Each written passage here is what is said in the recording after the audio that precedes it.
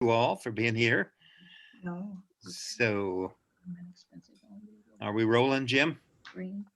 Take your call. We are. Okay, thumbs up. Mhm. All right, very good. Thank you, thank you. Well,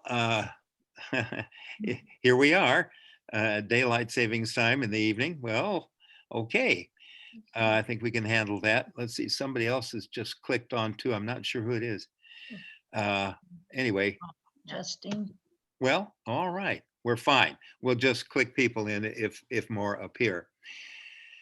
Well, okay, so here we are, the second week, and I sent out a summary from the first week. I hope that helped and made some sense for you, but I'd like to ask, first of all, for any comments that you might have on the subject matter or the summary itself or anything from the first week's class. Anybody got anything on mind?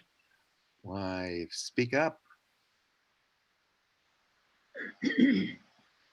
I thought it was most interesting, John, and I never knew or even suspected all of these things, the mystics, and especially in the 12th century. So Yeah. it's all new to me, and I just love it. Oh, good, good. Yeah, great. I know it's pretty astonishing, and we've just barely begun. Wait till next week. Oh boy. Oh boy. Yeah. So good. Thanks, Marilyn. Sure. Um, I I don't have anything particularly to add to that summary, though I could have done, but I wanted to keep it down to just front and back facings of a single page. But really, very importantly, again, why the choice of Hildegard plunk right in the middle of the history of Christian mystics? And that is one of the main reasons why, because she's plunk in the middle. And accordingly, we find, especially in, well, not only her words and how she thinks of her uh, life of devotion and so forth. Oh, here comes Judy West. That's good. All right, Judy will be coming in here. In her words, of course, we can detect very much so, but the old or those that preceded her, going clear back to uh, uh, the very first mystics. And we're going to be looking in depth next week at the three periods of that I've marked out. That's my creation. The three periods of Christian mysticism. And the first one is the one where there are lots of origins of ideas and so on. Hi, Judy. And we can detect that, see them, and feel them in the illustrations as well as the words of Hildegard. So I think that's an important thing that we were looking at and discovering. Ah, yeah. And really quite miraculously, with close looks and a little bit of sleuthing, we can hear in her words and we can see in her illustrations things that are yet to come. We will be identifying those more and more as we go along because it's pretty astounding. We get clear up to the modern um, mystics like Richard Rohr, for example, who's quite popular these days, and we pick up say, oh, Hildegard had a kind of a foreknowledge of this. Now, Hildegard wasn't a prophetess of the sort that tells fortunes. It's not that kind of thing. It's from her amazing mind that expands and expanded so much that it incorporated a larger world, a larger universe, and a larger cosmos than had been described in the earlier periods, in the earlier times. So we have an evolution going on, and she's right in the middle of that. And we are so fortunate that she was so gifted that she, whether she intended to or not, gives us a picture of the long range from St. Paul up to Matthew Fox, for example. All right, no, but it's up to us to ferret that out. It isn't made absolutely blaringly visible to us as though she's the Wizard of Oz or something like that. No, it's not that. Be sure to be realizing it's the expansion of her consciousness into the larger cosmology. Well, and as you know, and I kept underscoring, the importance of the idea of cosmology with her, which is central to this whole phenomenon, this wonderful phenomenon that she typifies. And cosmology, of course, is beyond universe.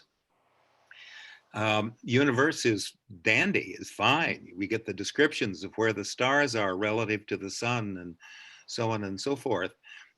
That's good. That's science, which she values. Remember, she says science. She uses that word. That is so important.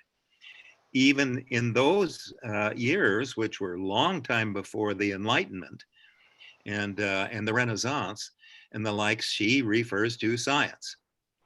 That means hard truths, real truths. She said, we've got to be real about things. You know, a tree's a tree and it's right there in front of you, and so on and so forth.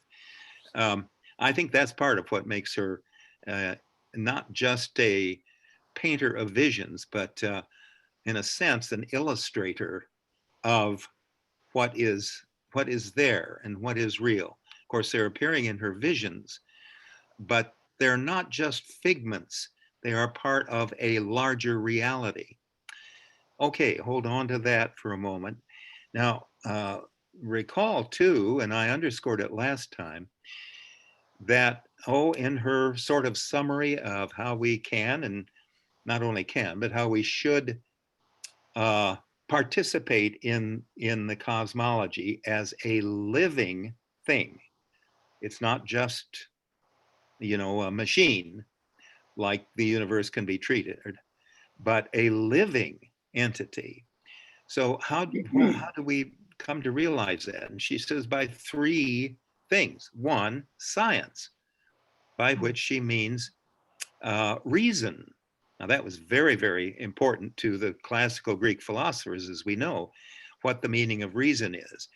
But she's certainly aware of that and calls it science, which is naming real things, knowing reality on this earth.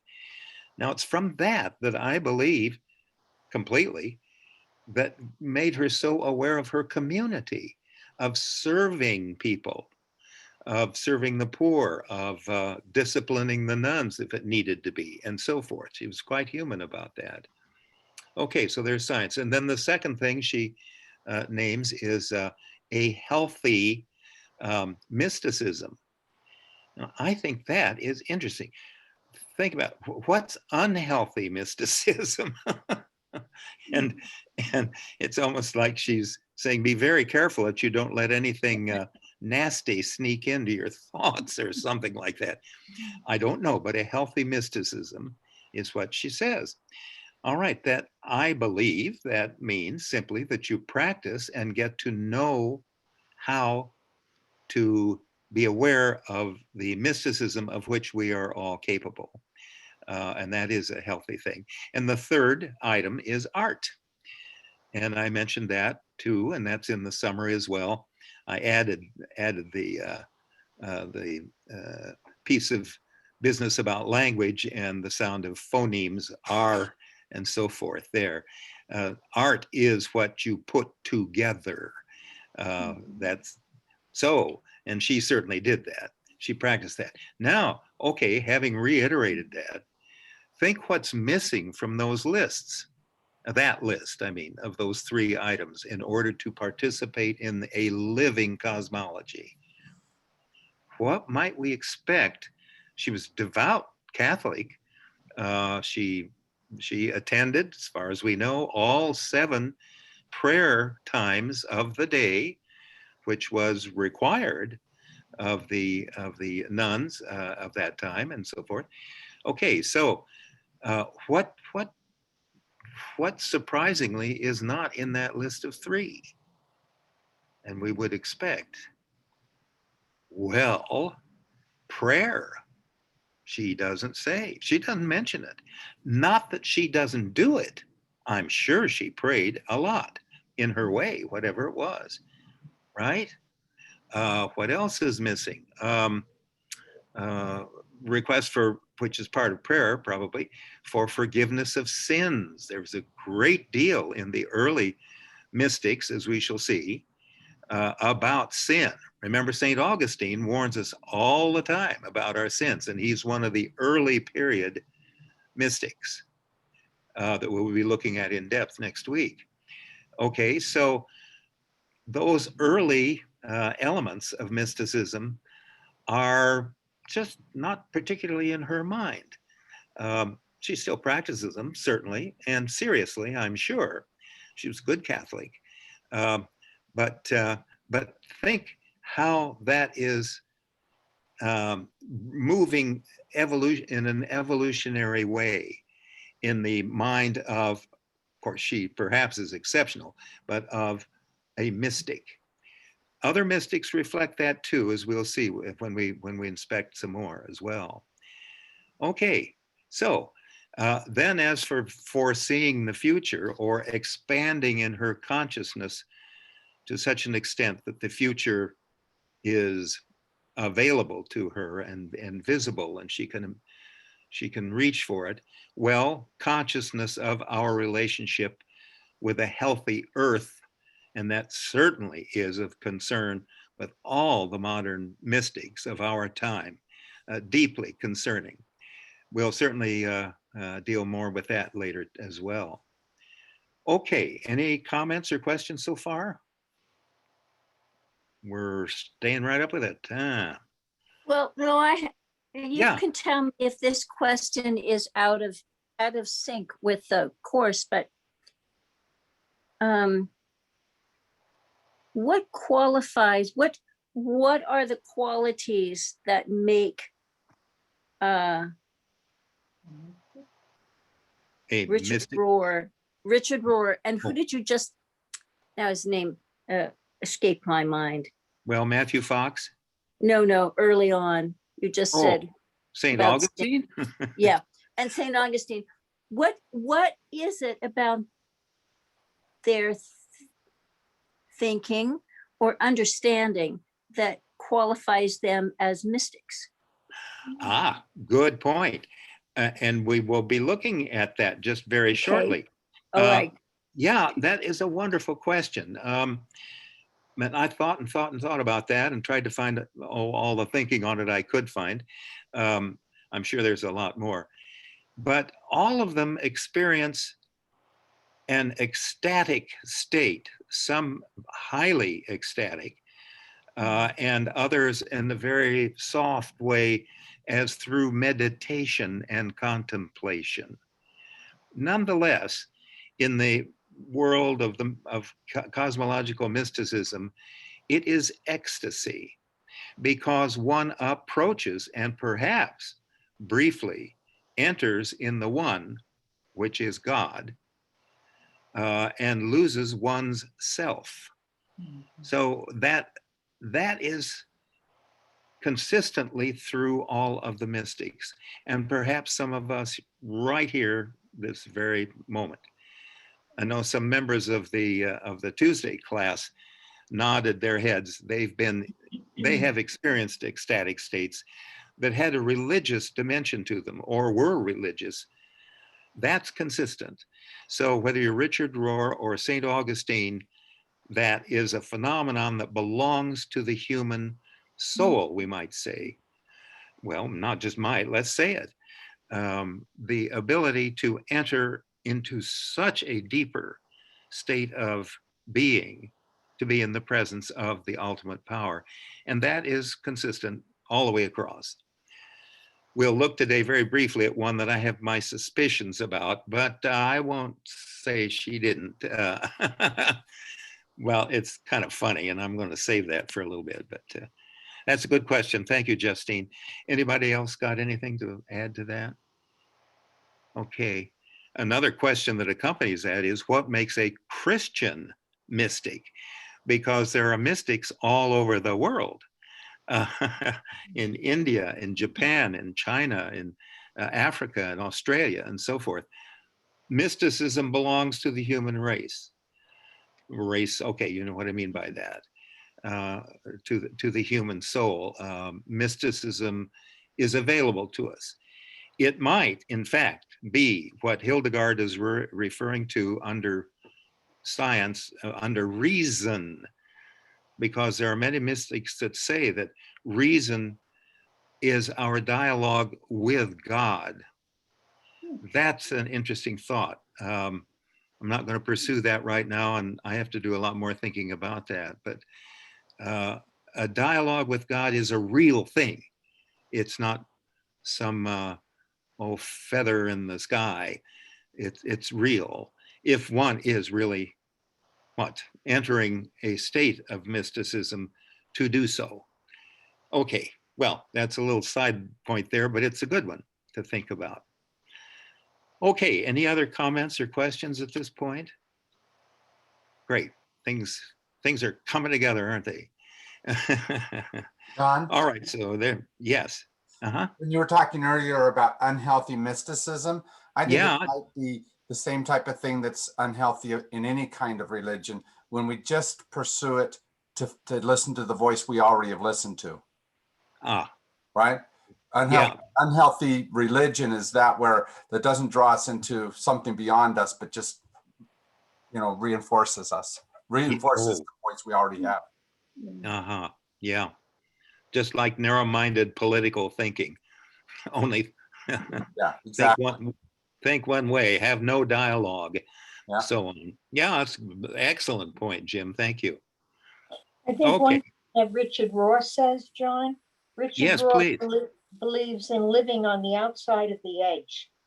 Yeah. And that's more than pushing the envelope. That's not using any stickum. It's just probably fondling the edge of the envelope. Yeah, he does believe in whether we listen to something, a sermon at church, an exchange like tonight, does it make us want to go further? Or are we going to stay remained in our stuck place, not expanding, not expanding? Yeah. Wonderful. And that, of course, is so typical of, I think, virtually all of the modern mystics, to think beyond the edge, beyond the envelope or whatever. And it's God's gift to do that, in fact. That was, in a way, a very major breakthrough in thinking beginning to develop in the Middle Ages, in that what I call the second period. And that is that, wait a minute. Thomas Aquinas talks about this. Of course, he was a real Roman Catholic, wasn't he? For sure. That he used Aristotle for his structures of philosophical thinking.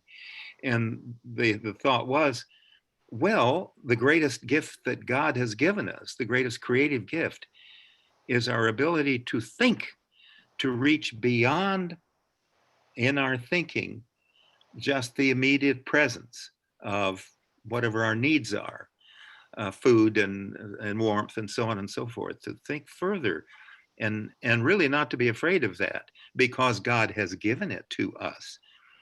And as I'm sure Maureen certainly knows, and any others who are close into Catholicism, that really moved the whole church ahead by a whole lot that had been kind of stuck for quite a while in doctrine, kind of immovable doctrine. And then Aquinas, a great scholar, comes along and in effect is saying, move it along now, move it along. The greatest gift we have is the reason that God gave us to use. So there had been before that, of course, all this business about be careful, don't think bad thoughts, don't think wrong thoughts. And it just blocked up Aquinas and many others, I think, felt that too. We can't be blocked up like this. It defies the very creativity, the highest creativity that God has given us. Okay, that's another. Is that okay, Maureen? Is that acceptable to you? Okay. All right, wonderful things, all chained together, as you might say, when you dig in further on this. All right, anything else before I move this on? We've got a couple more mystics in general that same period, but later than Hildegard, and we see real contrasts there. Okay, so I go to screen share. Ah, such power. And then I go to that, don't I, Jim? PowerPoint. And then I got that, and now I go to share it. Hey, hee, ho, ho. All right, but that's not the one we've seen that one, and you know what that stands for. Okay, let's see. And we know this one. We did some analyzing on it. This is the painting for the first chapter of her book, Vision One. It was she organized it as Vision One on the origin of life. That makes good sense, of course. And then through several others. As I said in the summary, there are 10 visions and therefore 10 chapters in her book. The mandala and the garden. All right, now this is where I was going. Julian of Norwich, notice she's a little over 150 years later than Hildegard, but we're still in the medieval period. And here she is. Remember, she wrote a wonderful book, Revelations of Divine Love. It's a wonderful book. It's poetry.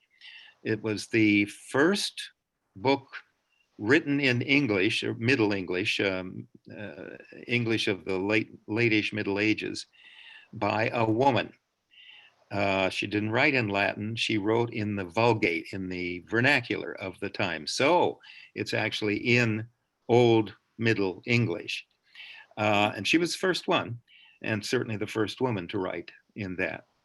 Of course, Hildegard had written, and others as well, but they wrote in Latin. All right, so her wonderful book, which I have a copy of, is it's just full of her amazing discoveries in her own mind and in her own breast, so to speak. Let me see, move this along to no. Well, all right, yeah, that's right. Okay, I am there. I'll tell you this first, and then we'll go to some of the things that she has said. Look at this. This is a bricked in cell. It was only about 6 feet across by 12 or 14 feet long. And here she is in that cell. In the latter years of her life, which was a pretty long one, she lived to age 77 for this time period. That's pretty long. Well, Hildegard lived pretty long too. She had always been a very devoted religious woman, and she was well known in the community of Norwich. As a young'un, about age 4, I think, or 6, she did suffer from the Black Plague, apparently. Now, that isn't completely confirmed, but she almost died from it, and in fact had received extreme unction from the local priest. She was done, but she had this vision that was hovering over her while she's on her deathbed, and she recovered. So that was with her the rest of her life. Now, a little side note on that. So many mystics, Justine, have this kind of ecstatic experience, have had in their lives, near-death experiences. And that seems to be a trigger for these deep visions, if they stay with it, if they don't just finally kind of brush it off and say, oh boy, that was a bad dream or something like that. Well, she was a very devout young woman and child, and that seemed to have stayed with her. Anyway, so she was definitely, she did definitely develop into a mystic and practice that. Okay, so what's she doing in this cell? In her last 6 years, no, I beg your pardon, 16 years, she declared she wanted to go into extreme retreat to die in her faith and belief in order to see and be with God ever more closely. So this is a bishop here. You can barely see it, but he has on the fish shaped bishop's cap, and he is blessing her. This was quite an experience in the town of Norwich, because she wore all white when she approached the cell, which had been built for her specially and specifically, all white, and she received final or extreme unction, final prayers and blessings as though she had died. She entered the cell. It was bricked up except for a small window. And then at that window also was a black curtain, so people could not look in on her. The small window that was remaining there was for her servant. She was assigned a servant to bring food and to take out waste and so forth. And that was all. They didn't communicate. However, when she died, she did have we'll call it a dowry, and she willed it to her servant. Here's a little side note that I liked a great deal. And that's where she is. And here's the bishop blessing her as she enters her cell. Now, the only living thing she was allowed to have in there was a cat, because it would chase away the mice and rats. Oh boy. And there she was for 16 years in her cell. This would appear to be the opposite of Hildegard. And yet both enter the approach to God in an ecstatic fashion. So there is great breadth in the, what shall we say, the techniques and the approaches to the ultimate power, to God Almighty, who is waiting for us to dialogue with, I don't know whether it's him, her, with God. And there she was, and that's where she spent her life. Now, very few people ever came there and spoke to her. She didn't converse with them, but once in a while, apparently, people would come and speak with her. And there were pilgrims who came and simply prayed there by her cell. It was really quite a thing. The remnants of that cell are still leaning up against the Church of Norwich in England, but they're fairly tumbled down.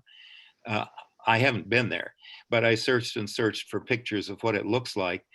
And nowadays, the good people of Norwich, and I don't know when they constructed this, but the cell itself is surrounded by a rather elaborate structure, also leaning up against the church too. But anyway, and that's probably to thrill tourists and pilgrims and so on and so forth, you know.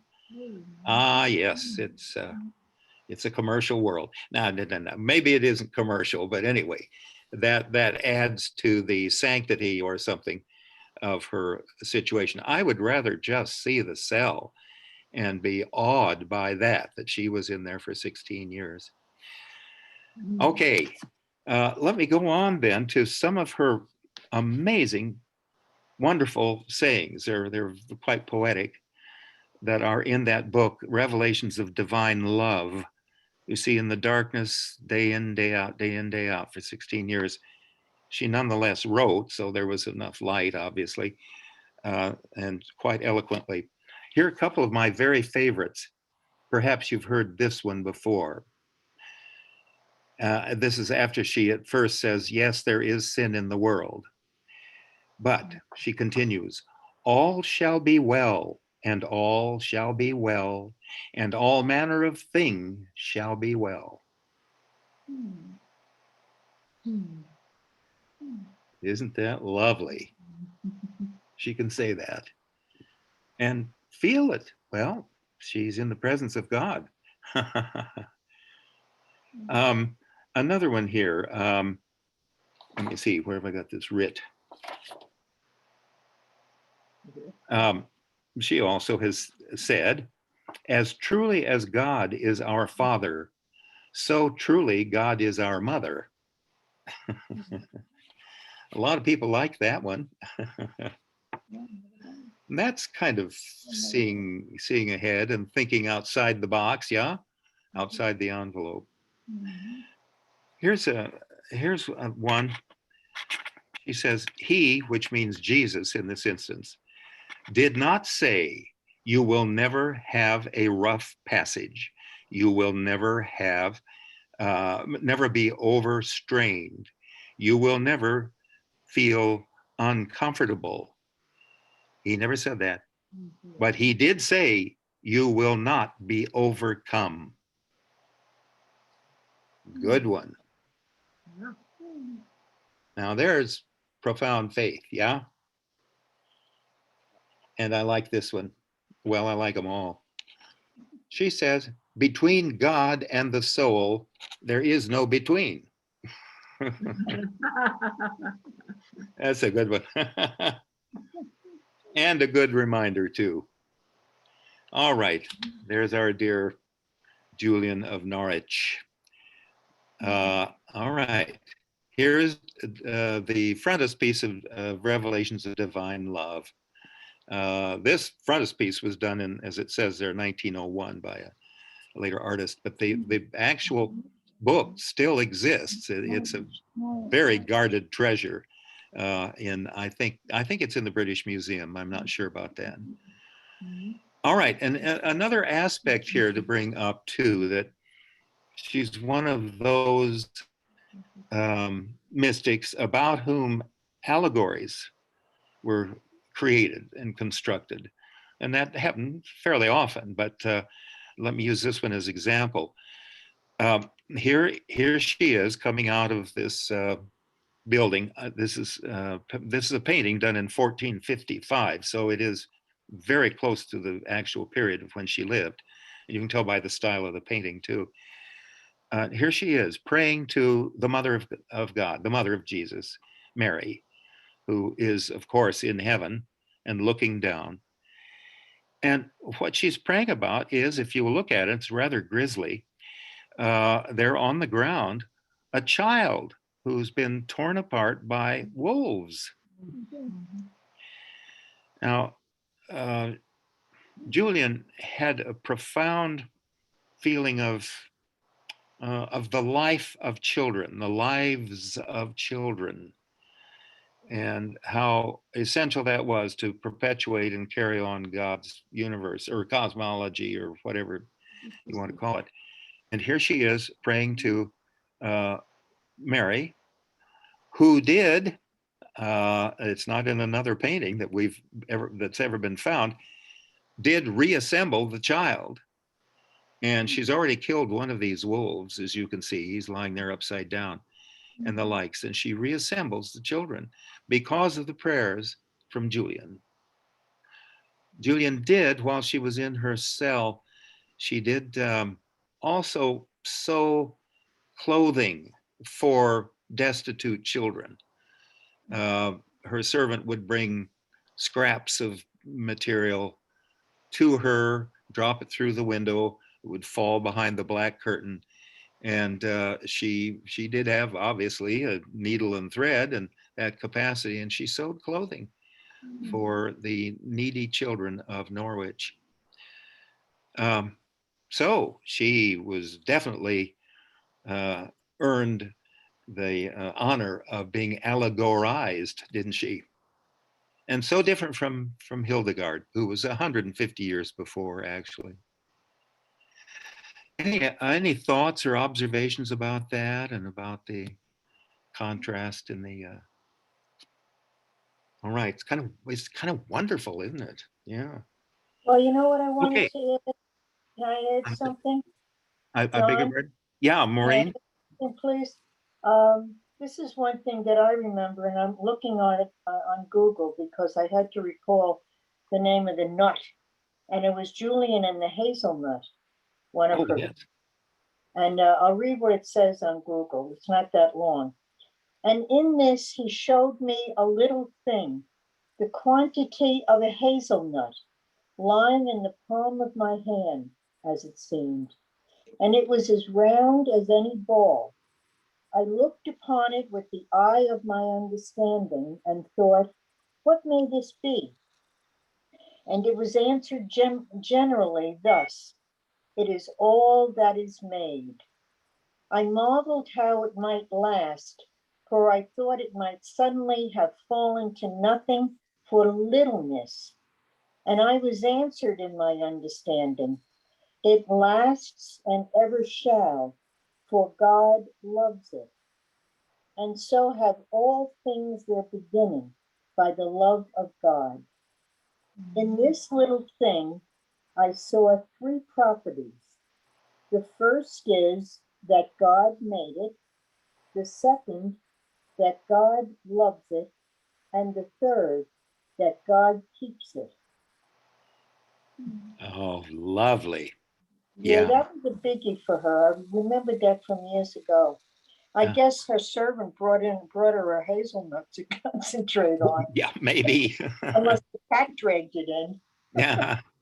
Well, her servant did bring her food. So, well, yeah, how like Julian. Isn't that wonderful that she did achieve seeing God in all things? All things. Yeah. Yeah.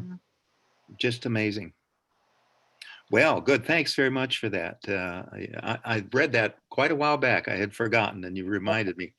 It reminds me a little bit of the parable of the mustard seed that's in the Bible too. Yeah, if any of you are familiar with that. All right. Well, one more here, who's also of the medieval period, but again a bit later. No, I thought I had the dates of her life here. Her name is Margery Kempe. Kempe was her husband's name. She was married. And she wrote the first autobiography in the English language. So how like her to write about herself. She was quite the woman about town, the daughter of the mayor of Norwich. And but she was quite smitten with the ideas and the life of the the religious life. Let me just put it that way, very simply, very straightforwardly. Very, very little is known about her except just what I've told you. As she was growing up, she wanted to take on the qualities of the nuns and abbesses and so on and so forth. And but she didn't want to go into a nunnery or anything that would constrain and constrict her, because she was pretty footloose and fancy free, and apparently quite notorious around town for being, a bit slatternly, shall we say. So anyway, she did go on pilgrimages, or she reported that she did, and there's every reason to believe that she did, all the way to Jerusalem in one instance, to Spain, to Germany, and so forth, and when returned to Norwich, and was full of the wonderful things that she had seen, and was kind of like a tourist. Well, and she did apparently go to Julian, to the cell, I mean, and speak through the black cloth to Julian. At least that's what she says. Now, Julian does not report this, but Margery does, and ask for counsel and how she might be a greater, not just mystic, but a greater complement to and lover of God. And she claims she received some counsel from Julian. That's not confirmed anywhere. Julian was also sworn to silence. But here she is depicted. Now, how this came to be, we're not quite sure. And she's obviously wearing some clothing that sort of imitates that of a nun. And there is apparently an angel on her shoulder. Well, she claimed that she wrote her book about herself, her autobiography, um, with this angels. She dictated it. That's what she says. And so this artist has depicted her with this angel on her shoulder. I don't know that she wrote about any angel on her shoulder in her book, but I've barely skimmed the book, so I don't really know. But that's curious because, and she's holding a pen there, isn't she? She also claimed all of her life that she was illiterate. Oh, really? And you wrote a book. Oh, well, it was dictated. She and her husband also, after she came back from one of her pilgrimages, they took an oath of celibacy, but they had 14 children. Figure that one out. And at least one of them, who was quite a fine man, apparently, James was his name, at least that one was born after this vow of celibacy. So she lived her life the way she started it, as a kind of a free spirit around the community. But Margery Kempe has written this autobiography, The Book of Margery Kempe. And there we so that might be, I don't know, that might be worth some entertaining reading, or an exciting mystery or something. I thought it was important to mention Margery Kempe, and certainly Julian, in contrast to Hildegard, but all in the among the mystics. All right. I skipped over here. Yes. Somebody say something? Yes, Linda. Yeah. I have a question. Lately, I have Oh, seen yeah. a few illustrations of angels, and so many of them are depicted as wearing red clothing, red. What's the?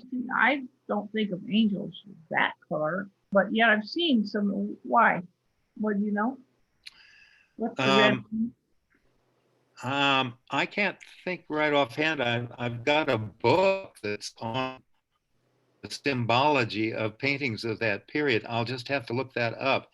I know why Mary wears what's called Della Robbia blue in almost all the paintings in the Middle Ages. Yeah, why is that?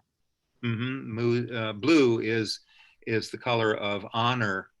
Honor, okay. Yeah, and you might have noticed it before, but she's almost always in this beautiful blue. Oh yeah. Yeah. Yeah.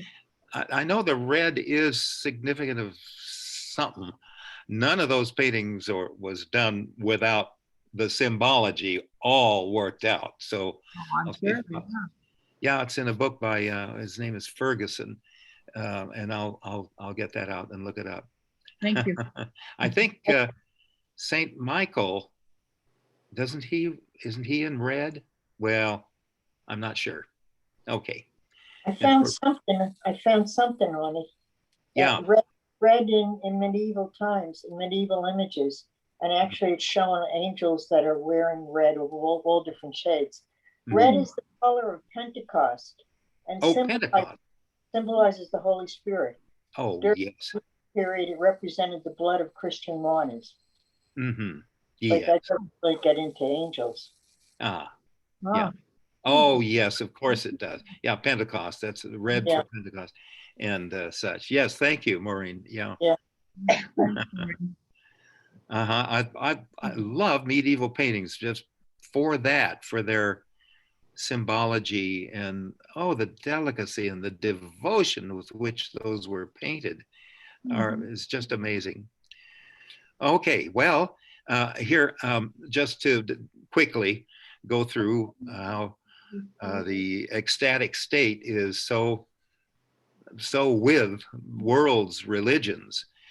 You've all heard, of course, of the whirling dervish, and that's a practice in the Sufi cult of Islam and the Muslim religion, and it serves the same function as the Christian state of mysticism.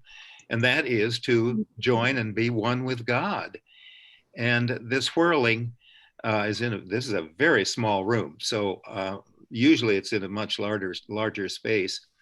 Notice of course, they're wearing white because they are dying or dead, deeply symbolically and in their psychological makeup. Notice the right hand, the palm of the right hand is up, the palm of the left hand is down, and they are held, the arms held outwardly so that they are in the middle of this graceful curve that passes through their bodies, down, around, and re-enters again.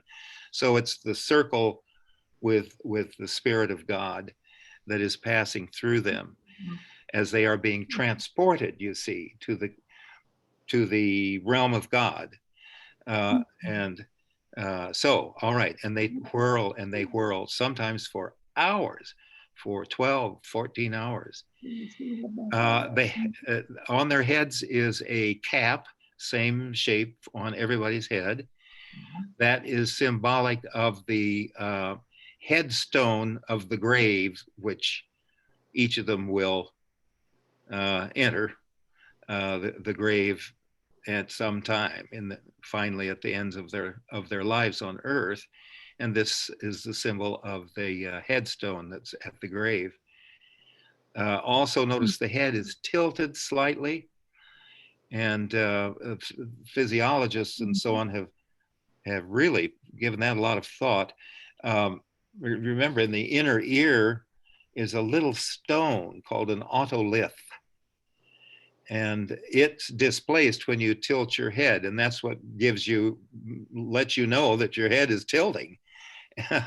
Without that otolith, you might just topple over and not even know that you're leaning sideways and so forth. It's very critical. It's called a proprioceptor, and in the technical term, and is essential to your uprightness physically.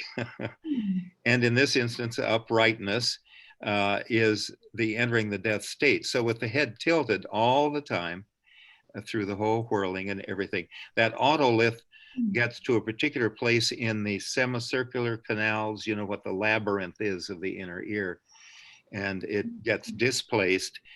And that place that it goes to, because of the whirling and the momentum, it becomes habitualized. So that is the place of ultimate death and entrance into God's chamber. So that complex thing has evolved with the Sufis. There is a really interesting history of Sufism and early Christianity being very closely associated with each other. Of course, that's not appropriate for this class, and it takes a long time to go through it. So just to mention it, we have deep roots that are very, very closely associated. All right, so there's an example of a world culture. Let's see if I can get this to move. All right, and here are more whirling dervishes. And you can see the tilt of the head. Yeah. When Diane and I were in Istanbul years ago, I was hoping to be able to go. That could be publicly viewed in an auditorium, a kind of huge gymnasium there on a Sunday, but we weren't there at the Sunday of that, so we weren't able to go in and witness this. Anyway, all right, now more ecstasies. Try not to spend too much time on this. This is actually how I got into this subject. As you know, I'm really a kinetic artist. Kinetic, that is, not frenetic. All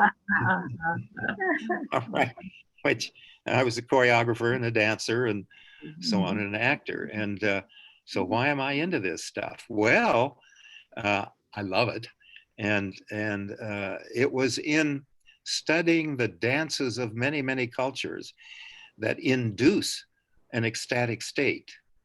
And here are just two examples. There are so many all around the world. You can tell in the top picture here, the man with his face turned up, he's quite in a trance, which it's typically called by anthropologists as a trance.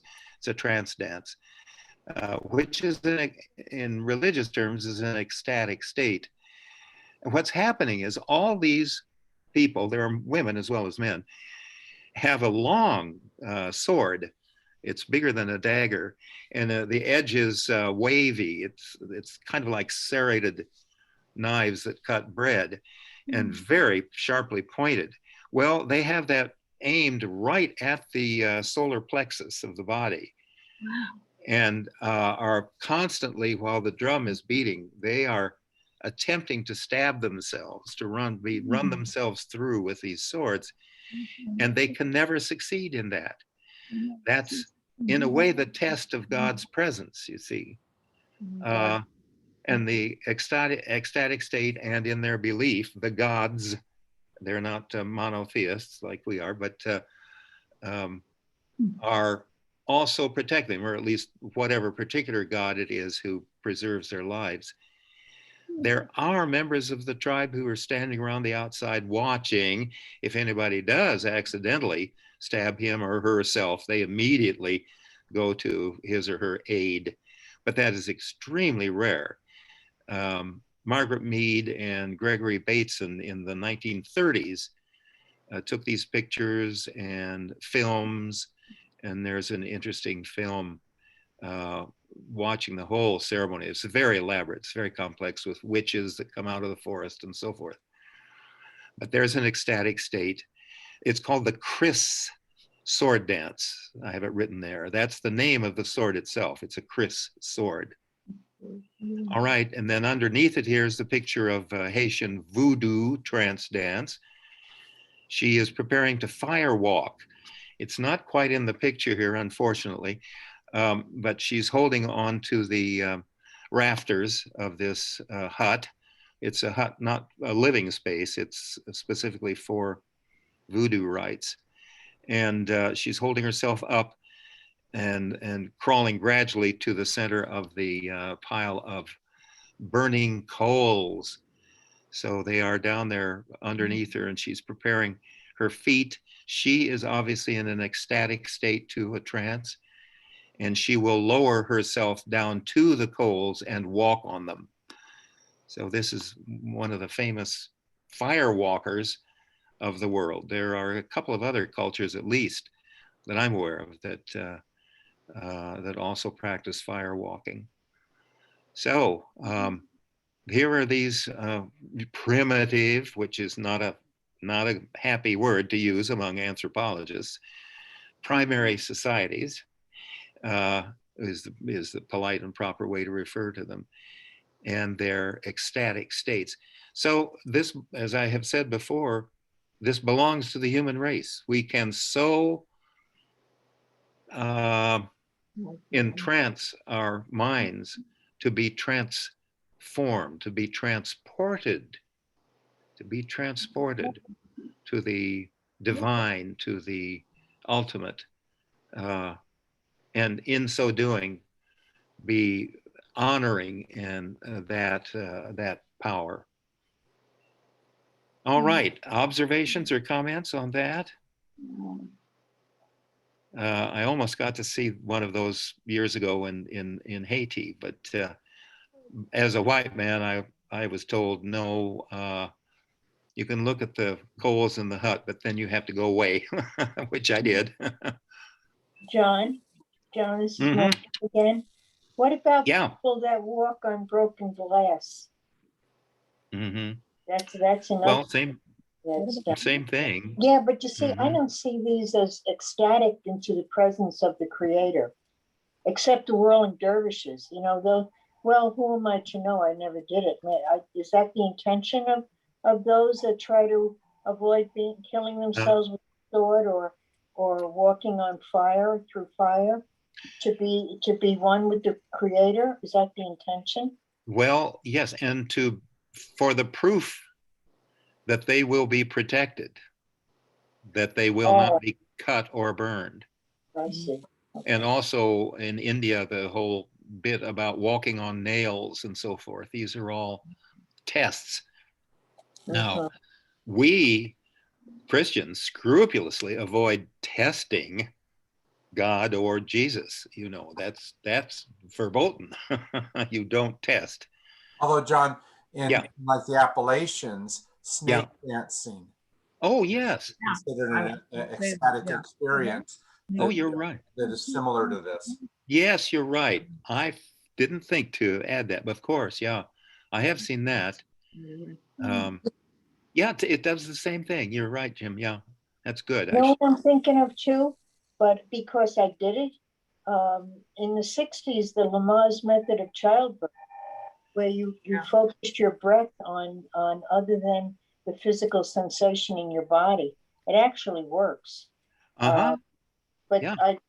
I didn't do it for an ecstatic experience. I did it for a relief of pain, so that Yes. I heard what my body was doing, and I would focus on my breathing instead of my uterine muscle, and it actually worked. Yes. Yes, indeed. I'm going in for orthodontic surgery for 3 hours tomorrow morning, and I never take Novocaine. I don't have any deadening and so on. I put myself in a state of kind of suspended animation, and it does the same thing, and rarely have any pain. Wow. So yeah. There's the physiological level of having reasoning minds and all the implications from it, isn't it? And that belongs to everybody, all humans. Now that can be interpreted as it is with the Christian mystics as the highest gift from God. To have a mind is a simple way of putting it. A mind for creation and for sacrifice, whatever that might be, to to give one's life, to devote one's whole life symbolically, as Julian did, symbolically as the Sufi do, so on and so forth. But it's not an empty symbol. The mind actually moves there in the ecstatic state. You know, I'm thinking of the word sublimation. Sublimation? Yeah. You know, that's a total giving over. Yeah. Right. Yeah, to come into the realm of modern I don't know how to describe it. You know, like, I mean, I think in the case of pain, it's not like a sacrifice and offering up a sacrifice, but you're sublimely rising above. Yeah. You put yourself in another situation, in another place of mind. And to have it happen. Yeah. Yep. I guess the will has to be strong enough. Well, or no will. Or no will. Yeah, that's would be consistent with the via negativa, which I know you know about too. We'll get to that a little bit here later. All right, and here the last one. Now, so oops, wrong. Here we go. Manchurian shaman. He has that look that so many shamans have. I've seen it several times in the Indians of Central America and in the United States as well. He's in a trance that is transporting. He's transported. Probably he's at the peak of having a vision, and he will come back from this eventually and report what he saw. Well, what he saw has the messages from the god or gods for the community. So he's kind of the medium. He's the transfer from the messages from the gods to the community. And it's often messages of beware, your behavior is going astray. You are not tending to your rightful religious business. And this will go badly if you don't mend that now. So that's frequently what the message is that comes back. The Huichol Indians, many several years ago, Diane and I had the great honor of being guests at a powwow deep in central Mexico, where there were 5 tribes that had almost no contact with each other before the powwow. So it was quite an event. They didn't even have a common language and could not speak with each other, and most of them couldn't even speak Spanish. And the dances went all night, and they entered into their form of ecstatic state, and it was quite blissful. There was a joy and bliss in it. And then the next morning, we all had breakfast together, and of course, tortillas and the likes. And they just jibber jabbered about what they saw and what they learned, and often laughing. It was just really quite joyful in many ways. Maybe that was peculiar to that particular event. And they loved watching each other. Watching, how they went into their dances. Those were in my days of dance anthropology. I loved it. Okay, so there's the wide range of that experience. You're not supposed to see this yet. Okay, don't look. Johannes Scotus Eriugena. We'll talk about him a little bit later. He's of the first period, and that is the period that laid down the rules. Okay, we're back again. Hi. Any comments or questions about all of that to this point? Does anybody need to take a little break? Are you doing okay? Water, bathroom. Okay. I'm doing okay too. I'm doing fine. I love this stuff. John, All right. Yes. I have a comment. I know I'd always wondered what the heck. And I think tonight it kind of explains it to me a little bit more about the ecstatic experience. I always thought it odd. My church, and perhaps yours too, compared the ecstasy of a man and woman in union, in relationship, in marital union, as the love of God for his church. That's what they said. They would compare. I would rather compare it to God's love for us is ecstatic as the joining of a loving married couple. And I always thought, really, and it gave new meaning to that human coming together when it was seen as how God comes together with us. Yeah. I don't know if you have that in the Methodist Church, but I had heard it a few times in my Roman Catholic Church, and I always thought, well, that's really interesting. Oh, yes. Because of ecstasy. Yeah. Ecstasy or bliss, perhaps. And should not be defiled as a vile thing, as an evil, bad thing. Advantage of, exactly. Should not be defiled. Yeah. Yeah.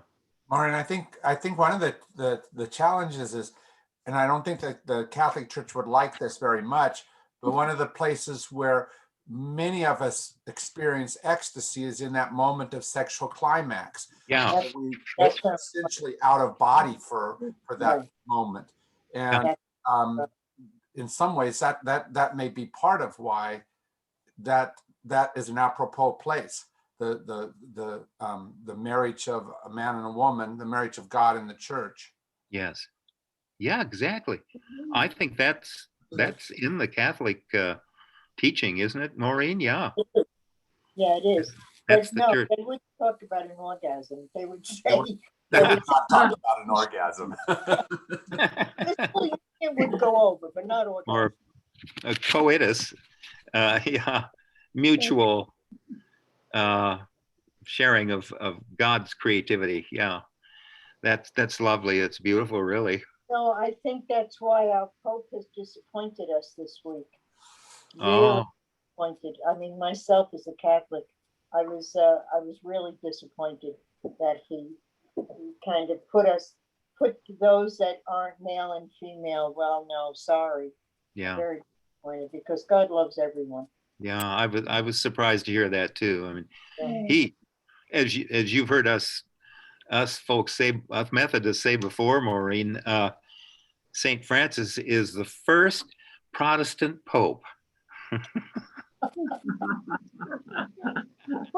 I like that. We And all Richard really, Rohr really, is next time. You know, yeah, there are millions all over the world that are zoning in on Father Richard Rohr, the Franciscan.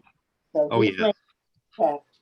yeah, Yeah. oh yeah, yeah. He's just remarkable. He's wonderful. He's so much a man of our time and of all time. And yeah, well, we'll be getting to those good folks. All right, let me mention too. Now, these are in the materials that I emailed to you. Part of this chapter includes then The Cloud of Unknowing, which is a wonderful book if you want ever to undertake it. Well, I just got it out for myself, and now where have I put it? Oh, it's here somewhere. Oh, there it is. Cloud of Unknowing, which nobody knows who the author was, but it was in the 14th century. And here's obviously a modern publication of it that I've been reading and want to get through it. But there's so much in there about mysticism and the mystic, who the mystic is, and of such things as the via negativa, which is one of the two appendices that I attached to this material that I sent out to you. I hope you've had a chance to read it. It's kind of dense, especially the one on consciousness, but it's very real, very important. So give it a thought. After we saw this evening the ecstatic states in various other societies in the world and so forth, maybe that treatise there on consciousness, the two kinds, the excuse me, the ordinary daily one of the intellect, and then the mystical one, clearly are separate kinds of consciousness. And this writer, Stace is his last name. I have that in the reference to him. Has made that pretty clear, but it's a little dense to read. But give it another thought. I know you've read it through first time. It's worth reading through again. Say, oh my word, yeah, that consciousness it's something different. Now, in our time, all of you will certainly be conscious of this. There's been such talk about global thinking on the right side and linear thinking on the left, and all of these medical, anatomical kinds of terms about, well, why do we have the capacity for both kinds of thinking? I tend to be a right side global thinker.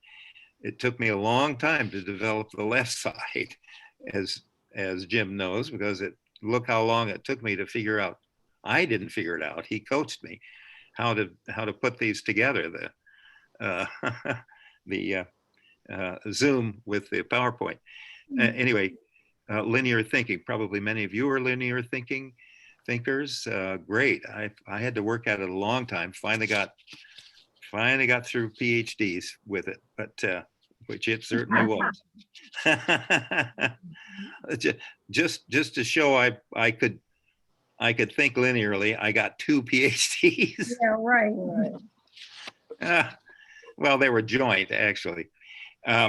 Okay, but I'm basically a global thinker, and that is all the evidences I don't put together. I just have out there, and then begin almost arbitrarily to pull on parts of it and see, does this fit with that? Does this fit with that? And so on and so forth. Maybe some of you are what we call global thinkers.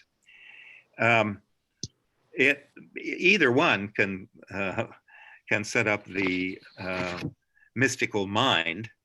I admire those who can do so through linear thinking, and that's mostly folks who prefer meditation and contemplation for their route into the mystical state. Can any of you speak to that particularly?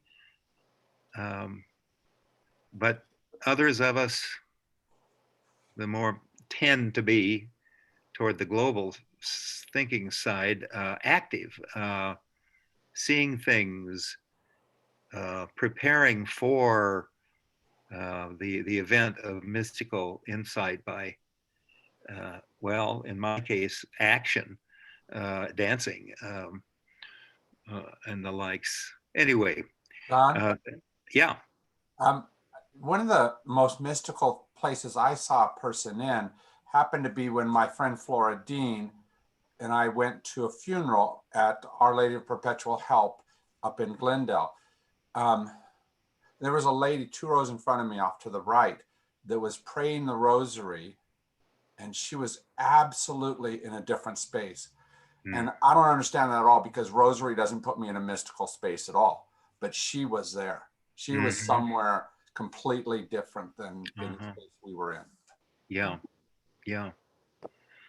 Pastor, Yes. at St. Pius X, we meet, was a group of us, about 10 of us meet at 20 after 8 every Tuesday and Thursday before 9 o'clock Mass and pray the rosary. And when you bring that up, the Hail Mary, when you have your eyes closed and you're saying your groups of 10, and then you pause and you one Our Father and your groups of 10 more Hail Marys, it becomes a mantra. It's very repetitive. The syllables are all repetitive, and it's 50 Hail Marys. So that's a lot. It takes us about 20 minutes.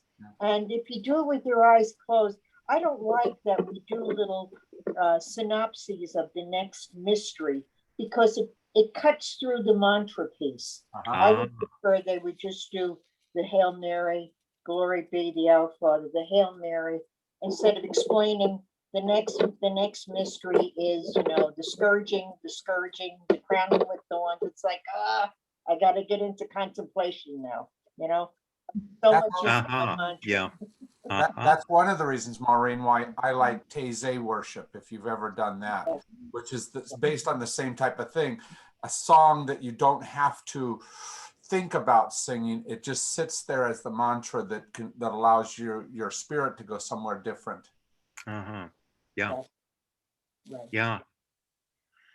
Well, yeah. And repetition through forms of singing. Well, of course, Hildegard used, that transporting kind of repetition of sound, and as we know, in her amazing choral works and individual sing works and so forth. Yeah. Yeah. When I was a poverty worker in the hollers of West Virginia, I refused to go to the snake handling church. I couldn't handle that. But I went to this church, and a friend of mine was living with this old lady who could barely move. And we were at a church service, and these are like, at the time I had no reference of what this was. I've never been to a church service before, hardly. So I was like totally unprepared, but it was like she put herself in, she was moving.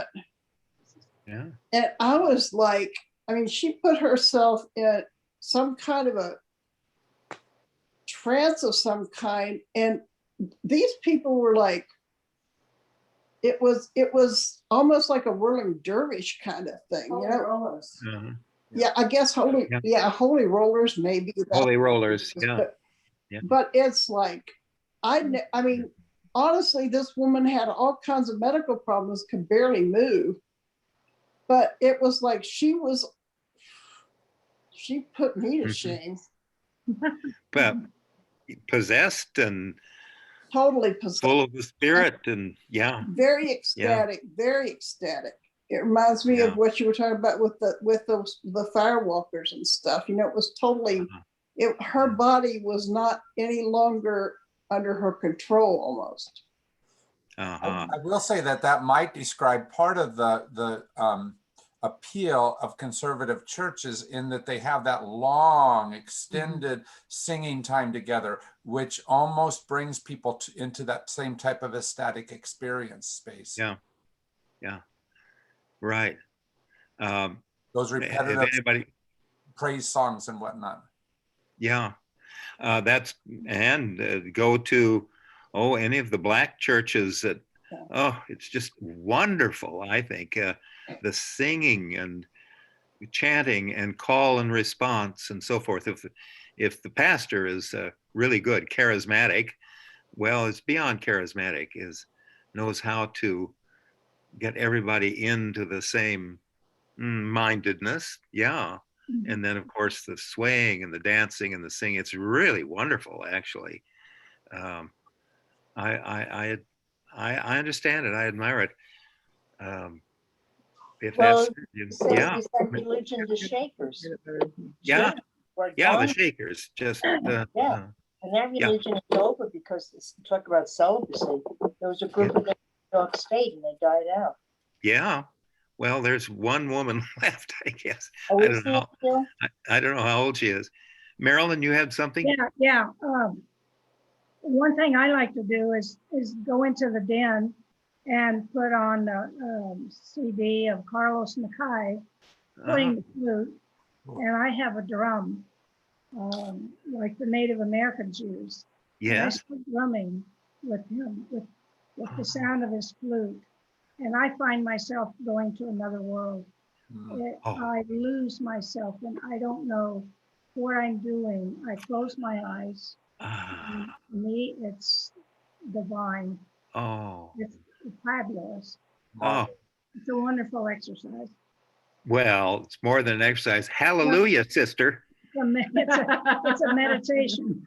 It is. And you're transported. Yeah, I am. It's wonderful. And there's something about this healing and fulfilling all at the same time. And oh, yeah, good for you. Good for you. Yeah. Well, Not- from musical arts to the visual arts, there's a photograph in the gallery now at Tohono Chul, if anyone has been there recently.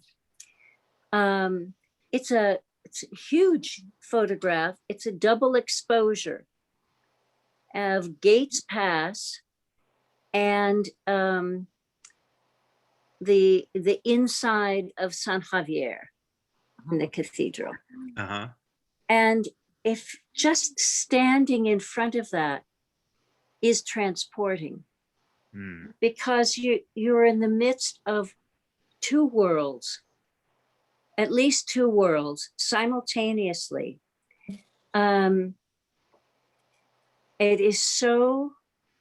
It's just an extraordinary experience. And it seems to me that that is something that the healthy mystics, a state that the healthy mystics are able to maintain, that they're in multiple dimensions of realities or worlds or perspectives simultaneously. Neither cancels the other out. Hildegard had a medicinal herb garden, that very practical, down to earth. And at the same time, she was in the cosmos. If you have a chance to go to Tohono Chul, go check out that photograph. Oh, yeah. Absolutely. Yeah. We live just about 2 blocks away. We'll get up there right away. Oh, perfect. Yeah. Yes. Wonderful. Thanks for that, Justine, to fill us in on that. Yeah. See, In the exhibit hall? Is it in the exhibit hall? Huh? Is it in the exhibit hall? Yes, Oh, Over okay. by in the gallery. in the gallery, up by the gift shop? Yes. Yeah. Okay. Okay. And- Great. I like your observation, Justine, of trying to hold those two worlds. Because even if we have to live here, I think at least part of the idea is living here as if heaven is real, right? And so we have this other knowing that allows us to live differently in whatever the blandness is that's around us. And so we do live in those two worlds. And how do we maintain that? And sometimes these static experiences that we can't replicate all the time remind us that other world is still there. Richard, Yeah. Yeah. I was going to Richard Rohr, and that's not the right answer. Marcus Borg. Oh, yes, Marcus. About his experiences, which are relatively few and far between, but which carries him through all the rest of the times as well. Yeah. Yeah. We don't typically think of him as a mystic, but he is one who has had mysticism that definitely influences his academic. Yeah. Yeah. Pastor, for saying as if there is a heaven, that we have been given the openness to think in terms of as if. Thank you. I never thought of it that way. That's very, very nice. That's lovely. Yeah. So you see, we're all, if we give ourselves over to it, mystics, I guess. That's part of the third period that will be coming up of the history of Christian mysticism. But that rises the